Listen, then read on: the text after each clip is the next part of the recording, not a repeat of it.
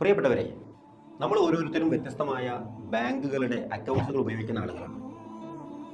നിങ്ങളുടെയൊക്കെ അക്കൗണ്ട്സ് പരിശോധിക്കുമ്പോൾ ഒരു പക്ഷേ ഇൻട്രസ്റ്റ് എന്ന പേരിൽ ചെറിയ ചെറിയ തുകകൾ എപ്പോഴെങ്കിലുമൊക്കെയായി ശ്രദ്ധയിൽപ്പെട്ടിട്ടുണ്ടായി. ഒരു മുസ്ലിമിനെ സംബന്ധിച്ചിടത്തോളം അത് പലിശയാണെന്ന് അറിയുന്നു.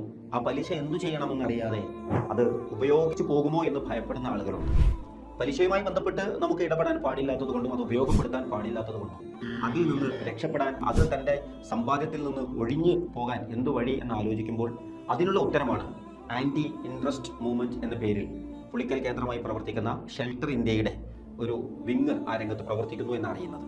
ഷെൽട്ടർ ഇന്ത്യയുടെ എയിമിന്റെ പ്രത്യേകത നമ്മുടെ അക്കൗണ്ടുകളിൽ വരുന്ന പലിശ പണം, അങ്ങനെയുള്ള നമുക്ക് ഉപയോഗിക്കാൻ പാടില്ലാത്ത പണം, അത് ഷെൽട്ടർ ഇന്ത്യ പ്രത്യേക അക്കൗണ്ട് വഴി സ്വീകരിക്കാറുണ്ട്.